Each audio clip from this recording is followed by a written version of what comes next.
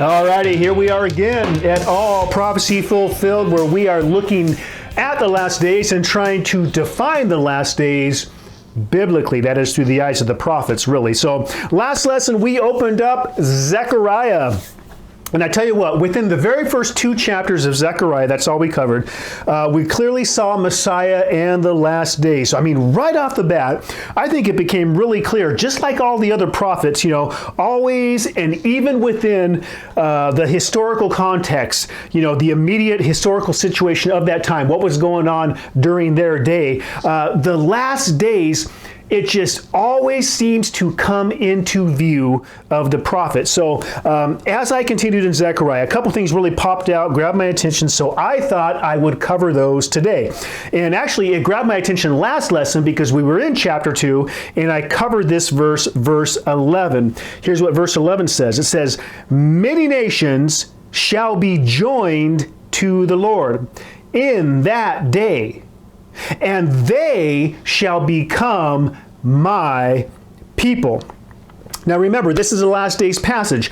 As I explained last lesson, in that day, that's a very common prophetic last days refrain, and it's used by the prophets that clearly references the end that are within the last days of Israel. And given the context of chapter 2 here in Zechariah, in that day, that's no doubt pointing to the last day. So 2 things I just really want you to notice that stand out here in verse 11. Number 1 is the reference to many nations. And number 2, people out of those many nations becoming God's people. Okay, so in the last days, we've got people out of the many nations becoming God's people. So you got God's people and the nations. 2 very important concepts and 2 very important motifs that we have to really look at in order to understand the last days. Okay, and today I think I'm just going to really get to God's people. I don't think I'm going to have time to cover anything else. So we're going to take a look at God's people. Who are the nations and who's becoming God's people? Now I know the answer may seem rather obvious, and maybe it is a little bit, but it's not really. Let me explain a little bit. God's people, that concept is heavily emphasized. It's repeated. It's an Old Testament prophetic last days theme throughout the prophets. And I know that I've talked about these 2 things a little bit in bits and pieces, but these 2 concepts really seem especially emphasized in Zechariah, so I thought I'd cover it a little bit more in detail. So let me just give you an example of what I mean. In Zechariah chapter 8, the New Jerusalem is in view here. It's a last days passage.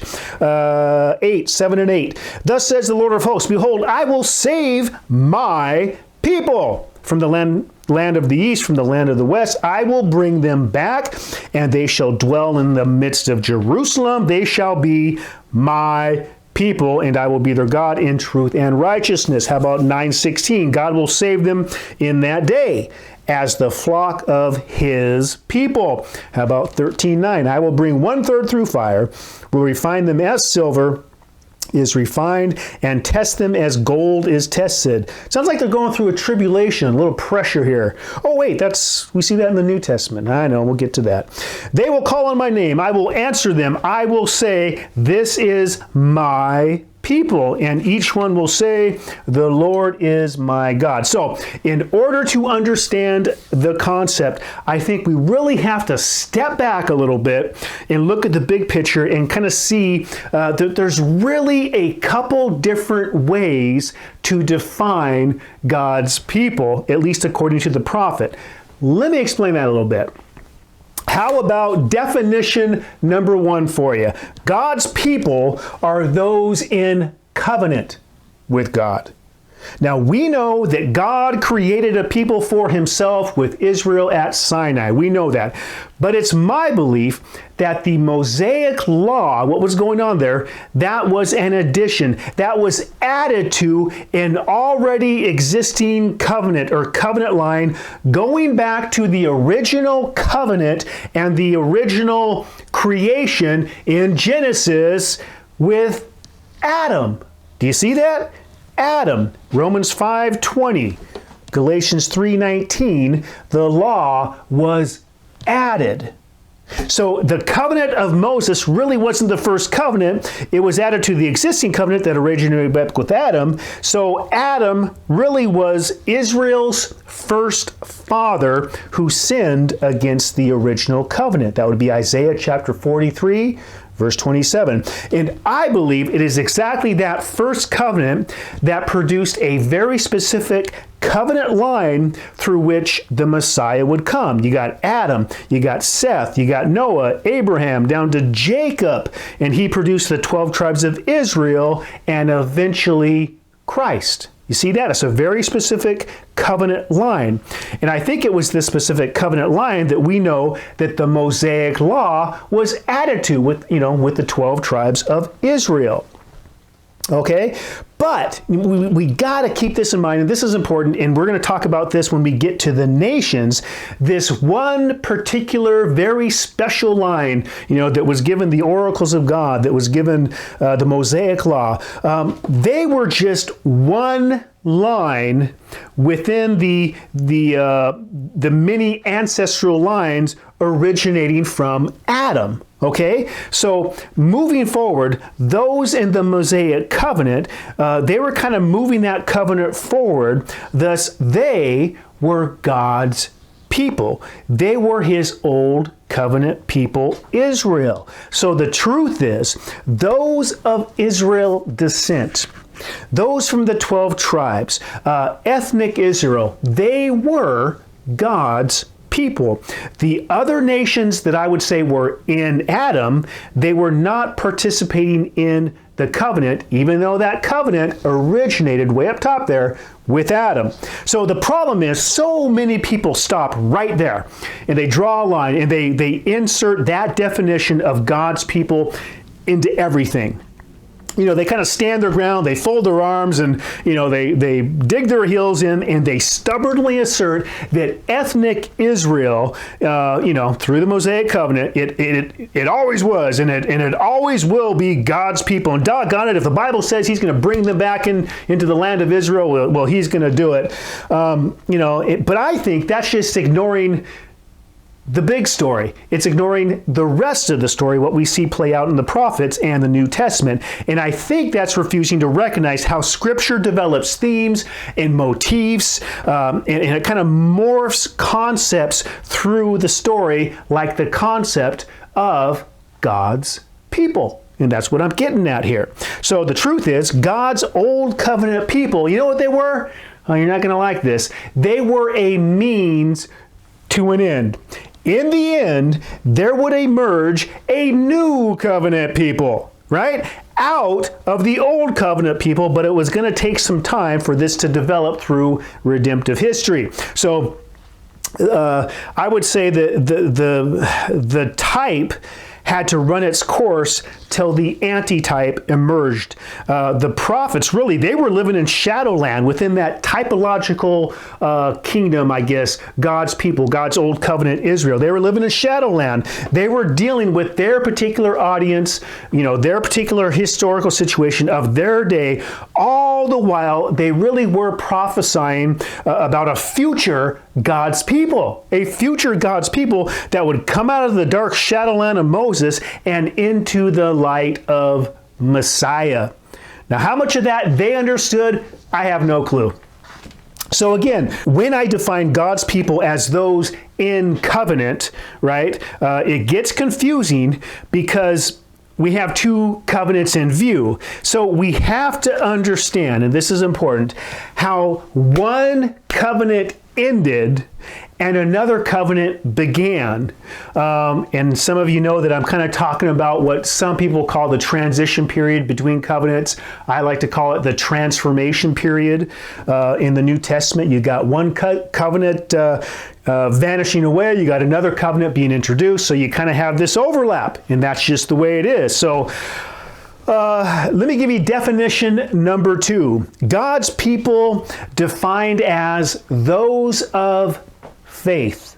Okay? otherwise known as the elect or the remnant. Now, what do I mean by that? We have to remember, and this again, it really becomes clear in the New Testament, but there was always a faithful remnant within. So picture this circle. You got the circle. It's called Old Covenant Israel, right? And within that circle, there is a small remnant. It is those of faith. It is the elect, right, within Old Covenant Israel. So the idea of a remnant, the faithful, the elect, it's an Old Testament prophetic last days theme. And it was that the remnant, they were going to be saved or taken from that Old Covenant collective body of Moses in the last days. Imagine that. Jeremiah 31:7. Here's just a handful. Jeremiah 31:7. O Lord, save your people, the remnant of Israel. Isaiah 37:31. And the surviving remnant of the house of Judah will again take root below and bear fruit above. Zechariah 14:2, that's where we're at. For I will gather all nations to battle against Jerusalem. The city shall be taken, the house rifled, the women's ravished. Half of the city will go into captivity, but the remnant of the people shall not be cut off from the city. Joel 2:32, and it shall come to pass that whoever calls on the name of the Lord shall be saved. Well, who are these being saved? And by the way, we can reference this with Acts chapter 2.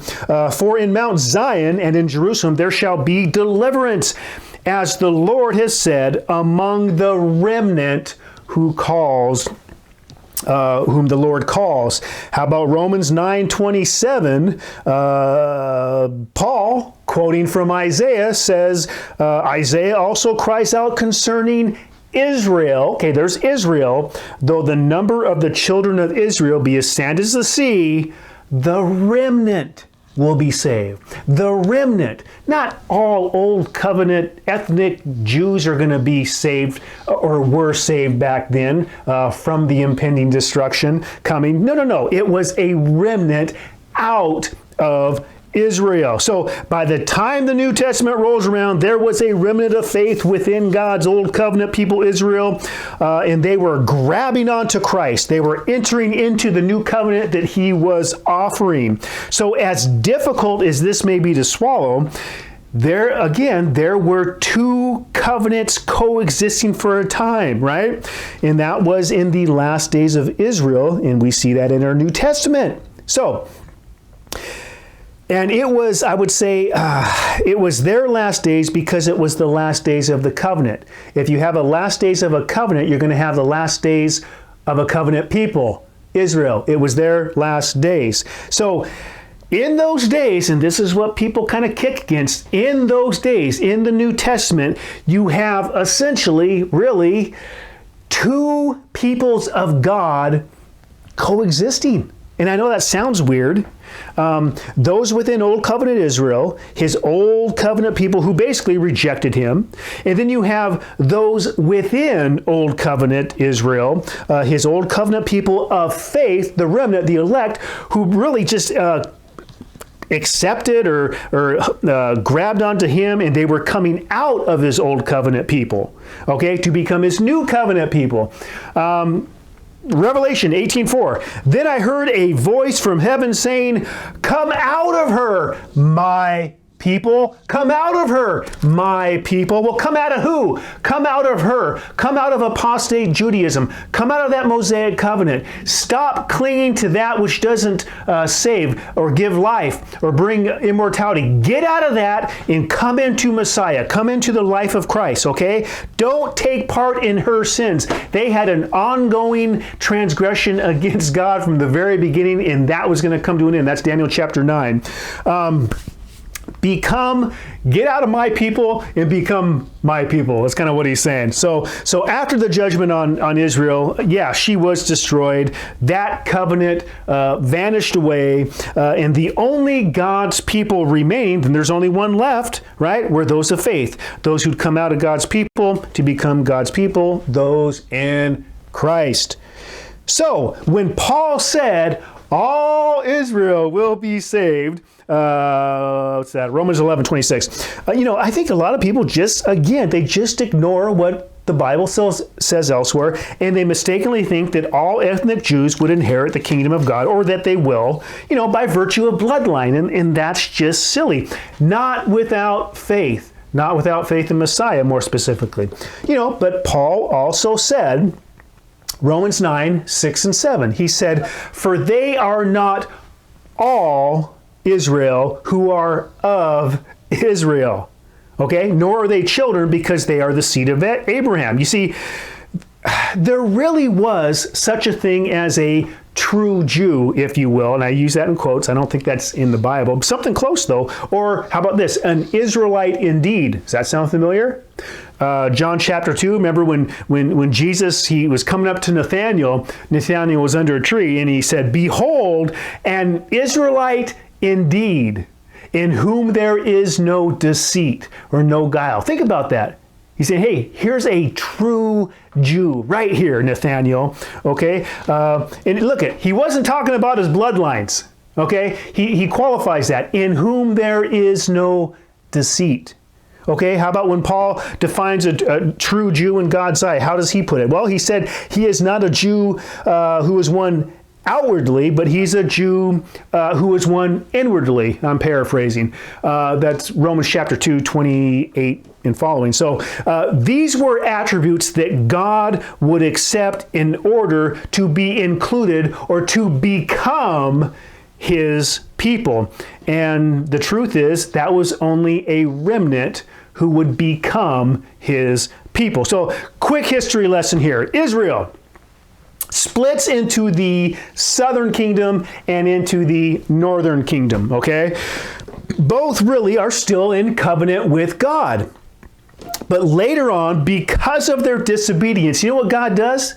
God actually divorced the northern tribe. He put her away. He gave her a certificate of divorce. That is Jeremiah chapter 8. I'll put that on the screen if I remember. So from that point, the house of Israel, really, they were no longer God's people. Only Judah retained that status, okay? So you got the house of Israel, they were judged, they were scattered throughout the surrounding nations, so all those other nations that I mentioned before that really sprang from Adam, they're kind of pushed out into all those other nations, okay? And they were experiencing the curses or the cursing of the covenant, and they were alienated from the covenant, I think, just like all those other nations originally in Adam were. I think they were cut off from the covenant, but that's a different story. So all the while, there really was a faithful elect within God's people. But for the time being, you got Judah basically carrying on that covenant line, carrying on that covenant, pushing it forward. But again, not all Israel was of Israel. So there was always this kind of people within God's people. And so maybe I'm rambling on too long about that. So here's the deal. Even though God divorced the northern kingdom and he kept Judah as his people, okay, his wife, Judah was his wife. He was a husband to them and to Israel initially.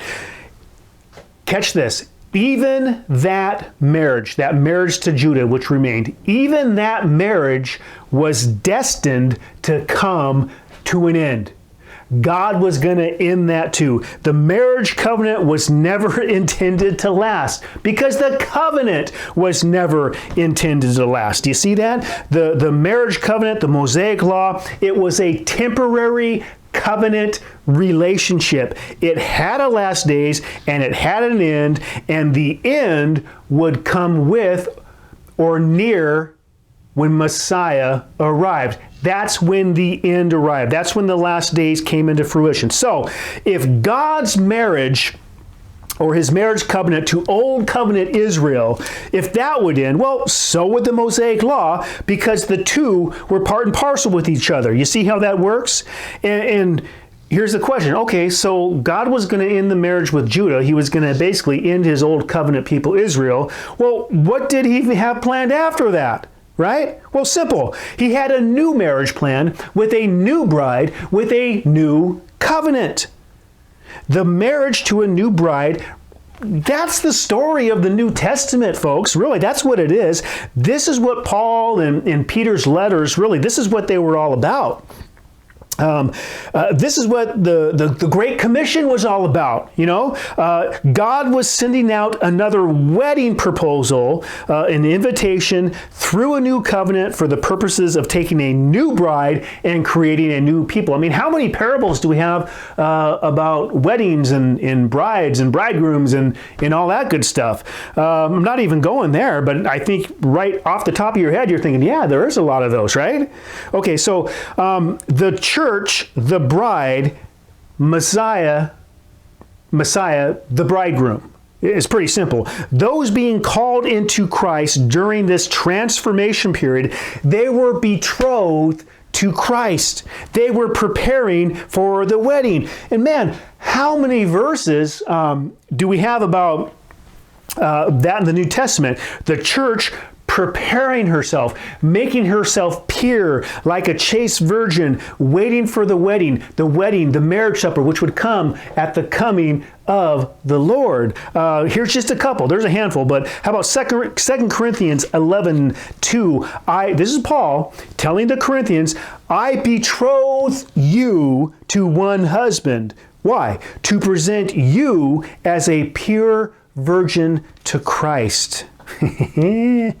How about Ephesians chapter 5:27? So that he, speaking of Christ, might present the church to himself in splendor, without spot or wrinkle or any such thing, that she might be holy and without blemish.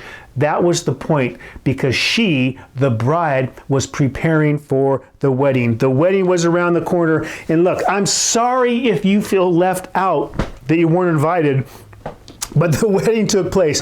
Jesus was coming within that generation for his bride. God came, redemption, salvation accomplished, the wedding ensued, and the kingdom was fully consummated. And all this was predicted by the prophets. Probably the most obvious example, and I know that I've covered this before, is Hosea.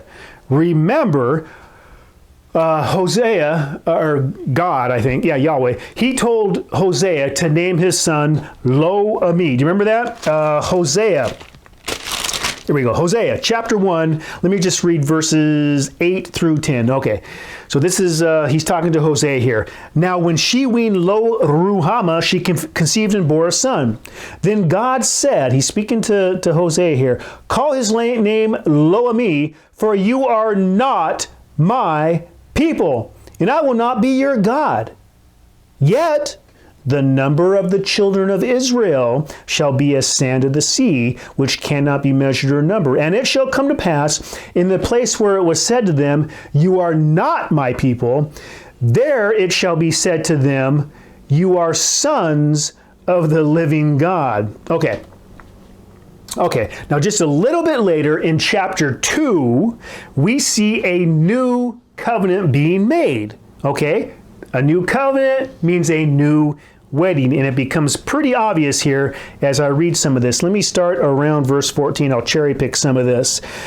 Again, speaking to Israel here. This is about Israel. This is about her after she, she has been judged here actually in verse 11. I will cause her mirth to cease, her feast days, her new moons, her Sabbath, all her appointed feasts. See, God's going to take those things away from Israel. But you know what's going to happen after that? After they're judged, after they're scattered, verse 14, therefore I will allure her, I will bring her into the wilderness, I will speak comfort to her. Well, what does that look like? He's saying, look, just as it was when I brought you out of Egypt, as in the days of her youth, the days when she came up out of the land of Egypt. Now check this out, let's go verse 16. And it shall be in that day, it's the last day's refrain, this is what's going to happen in the last days with Israel, God's people who've been judged. In that day, says the Lord, that you will call me my husband, and no longer be called my master, for I will take from her mouth the names of the Baals, and they shall be remembered by their name no more. In that day, verse 18, in that day, listen to this, I will make a covenant for them. I will make a covenant for them, with the birds of the field, the beasts of the fields, the birds of the air, and with the creeping things of the grounds, bow and sword of battle, I will shatter from the earth to make them lie down safely. Listen to this. Listen to this language. I will betroth you to me forever. What did Paul say about the church, to the Corinthians? They had been betrothed to Christ. I will betroth you to me forever. I will betroth you to me in righteousness and justice and loving kindness and mercy. I will betroth you to me in faithfulness, and you shall know the Lord. Okay, now some would have you believe that these animals, that they're real, literal animals, but I'm going to be honest with you, I think that's kind of silly. These are people. God makes covenant with people. This is prophetic metaphor, Hebrew literature. So a new covenant would be made, but who the heck are these animals? Now, it's kind of tricky, to be honest with you, and it's a little bit on the old controversial side. At the surface level reading, I think it seems as though that these animals coming into covenant are people coming out of the nations. So it would seem that these are non-Israelites. They seem to be a people that were never included in the old covenant, but they would enter into the new one. So you might think, well, these are just, Joe Blow Gentiles out there. They had no relationship whatsoever to Israel or to God through covenant. Well, I don't know. Not so fast. I got to be honest. Follow me here. Hosea is a portrayal of Israel. Israel was God's wife. As we know, through Hosea's marriage relationship with Gomer, God was not pleased with Israel's harlotry, and there would be consequences. And that really is what Hosea chapter 2 is really about. Again, like I said, verse 11, I'm going to cause her mirth to cease, her feast days, her new moons, her Sabbaths, all her appointed feasts. He says, you know what? I'm scattering you guys. You guys are not participating in the covenant like that anymore. You're not my people. And that's what's going on there. So there was to be a judgment coming down the road, and it came in the form of the Assyrians, really. So, as I've already mentioned, God divorced his people, the northern kingdom, house of Israel. So what did that make them? What did they become? Well, they went from my people, right, to not my people. They became not my people, just like everybody, all those other nations out there, the Goyim, the nations, they became not my people. So when I said animals in Hebrew literature can be metaphor for non-covenant people, the truth is the animals would be referring, these animals can be referring to Israelites who were once in covenant, but they are no longer in covenant. Why? Because God divorced them. So these animals may very well just be Israelites who had been scattered, okay? So when Hosea says in 1:10, the number of the children of Israel shall be as sand of the sea, right? And he says that, you are not my people, then it shall be said to them, you are sons of the living God. And this is without doubt referring back to Israel. And I think we have to admit that the new covenant would be made specifically with the house of Israel and the house of Judah, according to Jeremiah 31:31.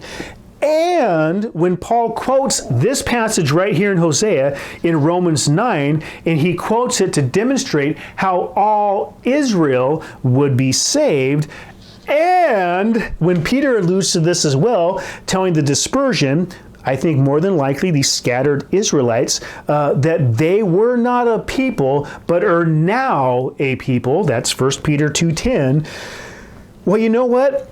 I kind of have to wave the white flag of surrender, to be honest with you. And I just need to accept that this new covenant was clearly targeting, and it was focusing on gathering the once covenant connected Israelites, or the remnant out of Israel. So the question that I struggle with, and I think the question, becomes this. I mean, was or is the new covenant for anybody that was not connected or associated with Old Covenant Israel? Is there any textual evidence that specifically says people who were never previously connected to the covenant would enter into this new covenant? And I know I was taught, that the new covenant was for all humanity, past, present, future. And here's the deal. For me anyway, I still believe this to a degree, but I have to qualify that. And what I need to do is provide scriptures that actually demonstrate that. And you know what? I'm not going to do that right now because I don't want to. I'm